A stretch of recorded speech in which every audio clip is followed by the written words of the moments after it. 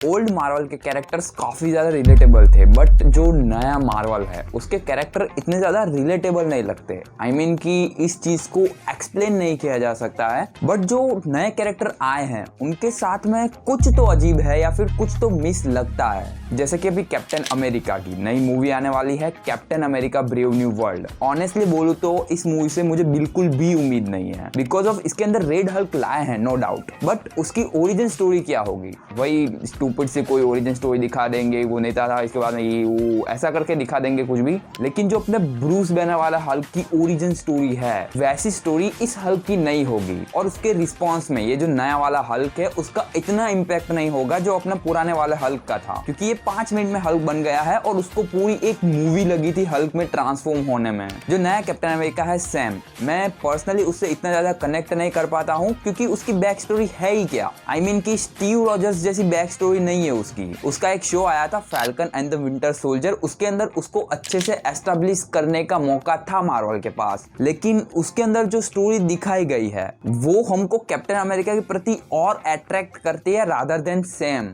Falcon and the winter soldier ये show जब बाहर आया था लोगों के बीच में कंट्रोवर्सी हो गई थी कि एक्चुअली में जो कैप्टन अमेरिका की जगह है वो बकी को ले लेनी चाहिए थी, ना कि सैम को। और ये चीज राइट भी लगती है, उसके पास एक बैक स्टोरी है। अगर वो कैप्टन अमेरिका बनेगा तो हमको पता होगा कि वो क्यों बन रहा है। आई मीन नए मार्वल के साथ में प्रॉब्लम ही यही है, पता नहीं कौन से जंगल से कैरेक्टर को उठा लाते हैं कि हम लोग पर्सनल कनेक्ट ही नहीं कर पाते हैं। लाइक कि आयरन मैन जिससे हम लोग सबसे ज्यादा कनेक्ट कर पाते हैं, उसकी एक अच्छी ओरिजिन स्टोरी है। वो एक बिगड़ेल बाप की औलाद था जिसके बाद में टेररिस्ट उसको किडनैप करके ले गए, उसको अपनी पावर्स रियलाइज हुई, उसको पता चला कि मैं क्या कर सकता हूं।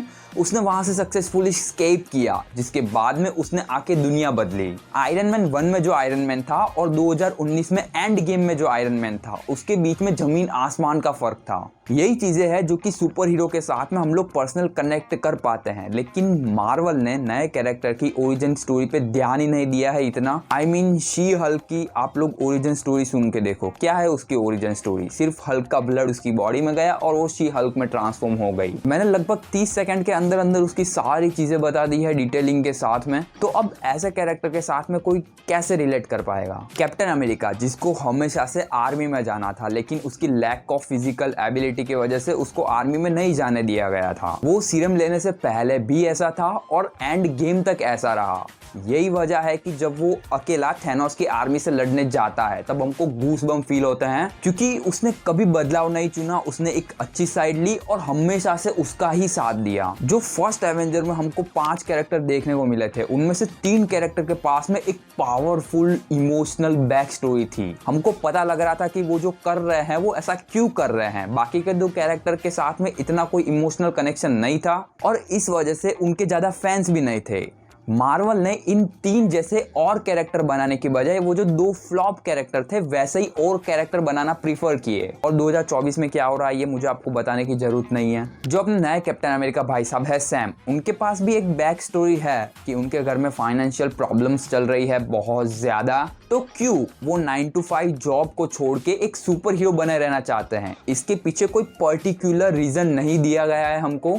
वहीं पे दूसरी तरफ स्पाइडरमैन, उसका क्लियर मोटिव है कि जो मेरे साथ हुआ है, जो अंकल बैन के साथ में हुआ है, वो मुझे दूसरों के साथ में नहीं होने देना है, और इसी वजह से वो 9 to 5 जॉब को भी क्विट करके ये जॉब करता है। वहीं पे फैल्कन के पास में ऐसी कोई पर्टिकुलर वजह नहीं है, और यही रीजन है कि फैल्कन से हम इतना ज्यादा रिलेट नहीं कर पाते हैं। मैं ज्यादा नहीं बोलना चाहता, आई जस्ट वॉन्ट टू से कि मैं मार्वल का बहुत ज्यादा हार्डकोर फैन हूँ, बट मार्वल में अब वो बात नहीं रही है। आई मीन कंप्लीट बेकार नहीं हुआ है हमारे पास। सांग-ची, लोकी, नो वे होम जैसी मूवीज एंड शो हमको इसी दौर में मिले हैं, बट बाकी सब का क्या? आई मीन लाइफ में सारी चीज़ें परफेक्ट नहीं हो सकती है, बट सिर्फ सोच के देखो कि इन लोगों के पास क्या कुछ नहीं है। ये लोग वर्ल्ड के बेस्ट राइटर को हायर कर सकते हैं, ये लोग वर्ल्ड के बेस्ट डायरेक्टर को हायर कर सकते हैं, ये चाहे इतना पैसा लगा सकते हैं, चाहे इतना VFX फूंक सकते हैं, लेकिन फिर भी हमको घुमा फिरा के वही चीज़ें दी जाती है जो कि हमको नहीं चाहिए।